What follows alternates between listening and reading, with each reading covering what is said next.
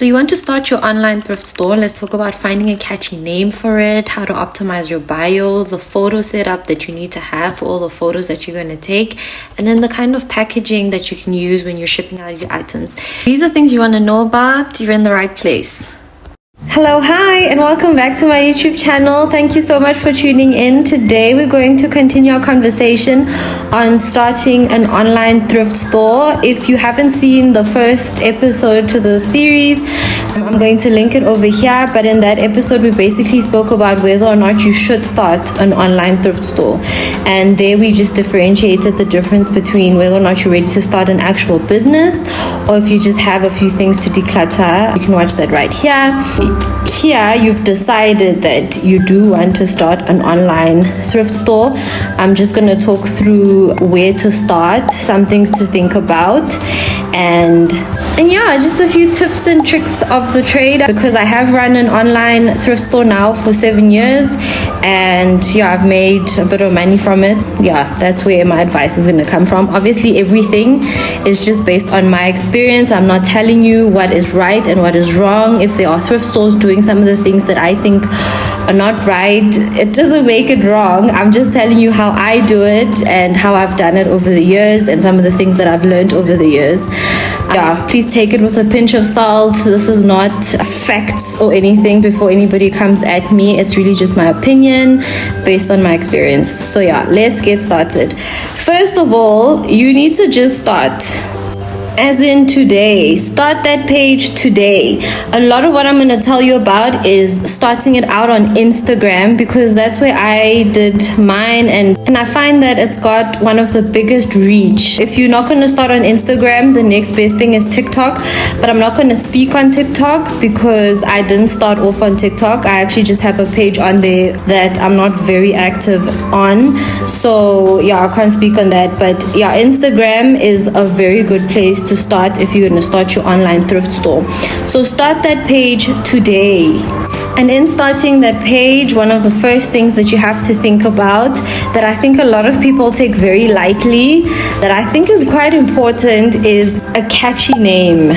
A lot of people, when they're starting the process, they're like, it's just the name, whatever. But I feel like it matters, because what you need to remember with the name that you're going to choose is the easier it is to remember, the easier it is for people to type it out and actually look for you. So if they see something that they like, they might not follow you the first time, but if it's a catchy name or something easy to type in, then the next time they think of thrifting again, they can literally just type it out and then find you.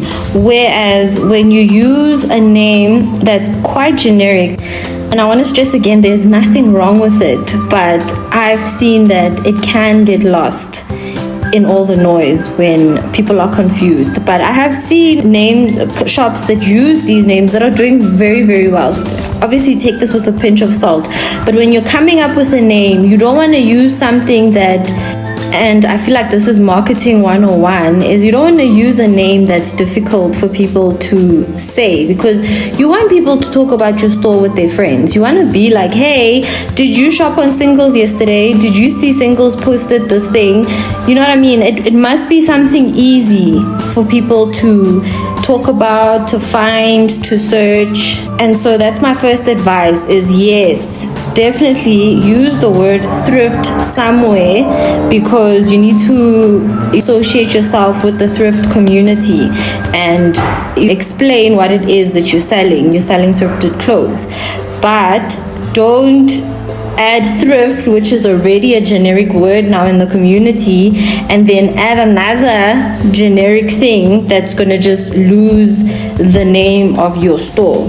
Examples of the generic words I'm talking about are words that we see a lot in our community, like sustainable, vintage, pre-loved, hanger. You get my drift. If you're going to pair that with the word thrift that's already in your store's name, then it can get lost in there. So something like closet thrift, you know what I mean? Then we struggle, because I know the name is something to do with clothes, something to do with thrift.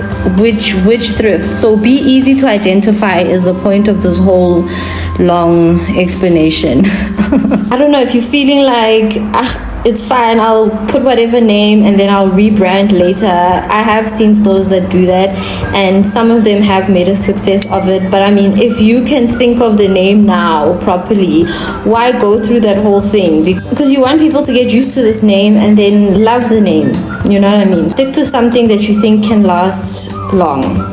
The next thing people like to do when they're coming up with a store's name is use their name in the store. And definitely nothing wrong with that. I find it's quite endearing, it's quite cute, it adds your personality to that. But then it gets tricky when you have a common name. And I think we've all learned on Facebook that no matter how unique we thought our names were, there's someone else who's got it. But obviously there's levels to uniqueness. And I'm going to find one store that has somebody's name that is a very cute name, Veronica, but because it's a common name, there's bound to be a lot of stores that have this name. For instance, if I type in Veronica's Closet, then you find _Veronica's _closet, Veronica's Closet, _Veronica's _closet, Veronica's _closet, Veronica's Closet _sale. You get what I mean? You're going to get lost in there. Just have something unique. Don't use the generic words. Try and think of something that's just easy to think of. I always said if I started another thrift store, I would call it Patterns, because that's what I found when I was thrifting, that's really what drew me towards thrifting, was all the different vintage patterns that I used to find on the clothes. Something like that, a word. It's also nice to have one word that people can say when they're talking about your store. And this is not a rule. Please don't quote me on this. It's not a rule. I'm just giving you my opinion on when I'm looking for stores, and when I see stores pop up and I'm like, that's a cute name, I can remember that. A good example to this is a store, Three Dogs Thrift. I used to love following her, and she loved her dogs, and that was a big theme of her thrift store. And I found that it was easy to find. If I ever thought about her in my mind and I wanted to search her page, I'd just search for that. Then it's easy to find that thrift store. In that uniqueness, just search on Instagram, see what's already been used, because you don't want to have a name that's too close to someone else's, and then every time someone is searching for your store, if you're the newer one, then their store is what gets found first. Moving along, if you have different names that you think are so unique and you're not going to use all of them, put some in the comments. Maybe somebody's looking and they need the help. Next thing that we're going to talk about is, now you found a catchy name, now you're starting the Instagram page, you need to work on your bio. Have what you do in your bio. Put all the information that you need in there. That is the first place where people land when they're on your page. So that's the first place where people understand that you're a business. You're here to sell thrifted items. Have your name, have your what it is that you do. Remember, when you're creating your Instagram page, you have your name and then you have your username. Your username is the @. So whatever it is, like mine is @singles_thrift. And try and make sure that they're not the exact same thing, because sometimes you find people writing the exact same thing there, and then you lose that opportunity, because when people are searching for you, they can see the one that you put and then put more information in the other one, either the name or the username. Just make it different. I hope that makes sense. If not, put it down in the comments and I can explain a bit further. And then also in the bio, explain to people why they should stick on your page, why they should follow you. Have in there that you have vintage clothes, or I don't know, maybe you specialize in jackets. Put in there that you're the jackets place, or put in there that you ship everywhere. Another thing that's important in there is tell them how to buy.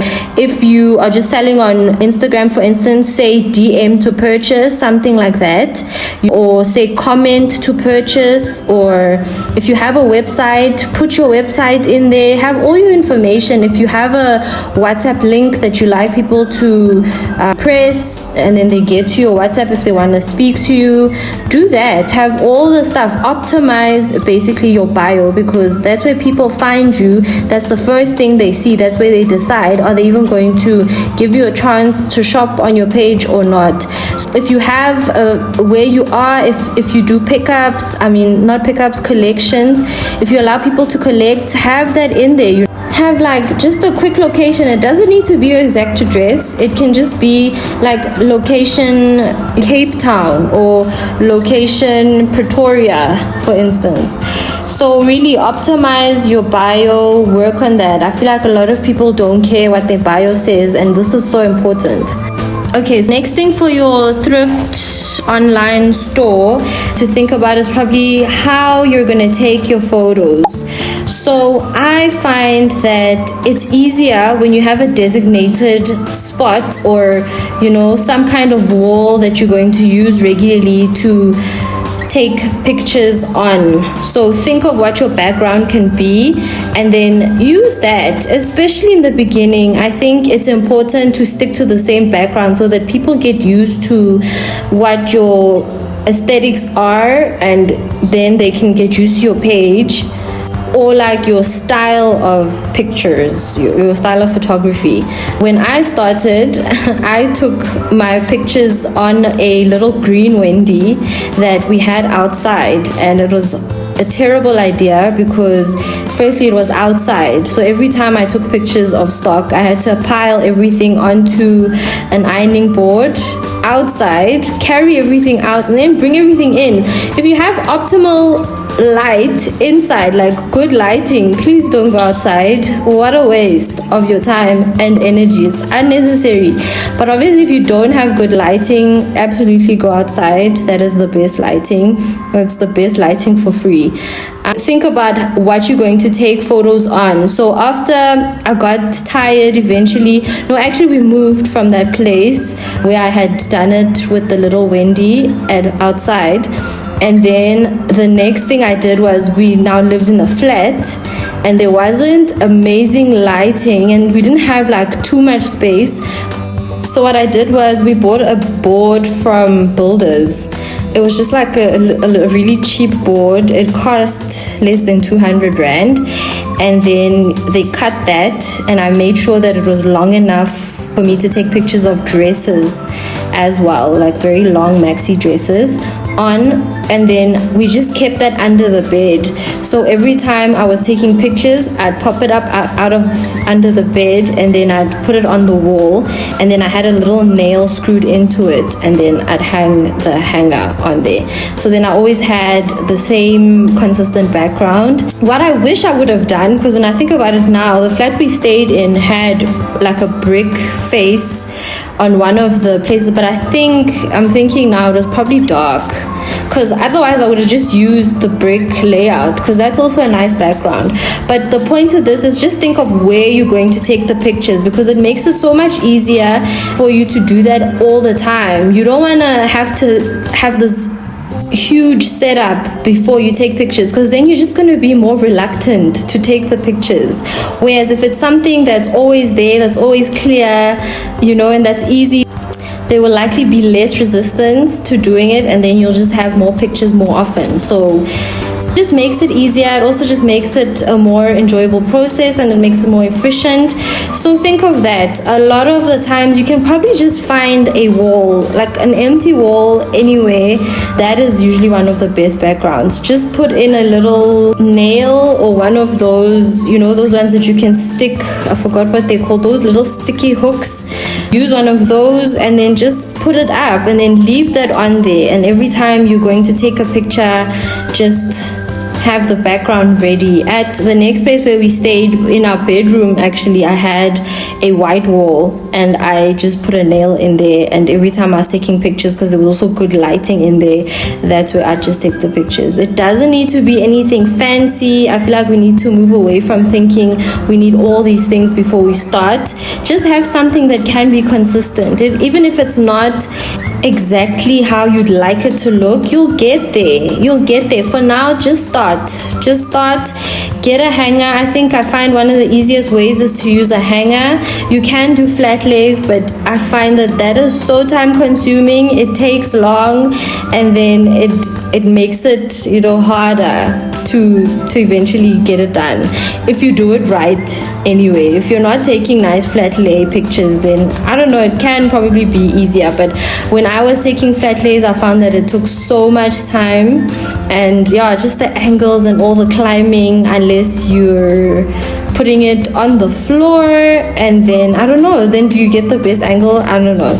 But my point is, try and make wherever you're going to take pictures easy to access, and it's not rocket science. You just need a nail or something to stick up your hanger on, and it's really that simple. And yeah, we'll talk in the next video about, you know, the kind of things that you need to add to your pictures that just make your store a bit more professional and all of that. Okay, and then the next thing to think about if you're going to open a store is also packaging. I remember before I started, I really overthought this one. Like, I was overthinking unnecessarily, because eventually when I did start, I ended up just putting it in whatever was there. So firstly, I was like, okay, no, I need to send items out professionally and but then when I started, I had these bags that I was putting the stuff in, but then some of the bags were too small for the amount of things I was sending out. So then I needed like a bigger box. I ended up just using whichever box I could find that was there. And that's the thing, people are buying thrift. They know what they're buying. They're not buying brand new things in store, so they don't expect it to come looking brand new. And in the beginning, I kind of had that mentality that it must come looking brand new even though it's secondhand, and that's not a wrong thing to think or wrong way to think. That's fine.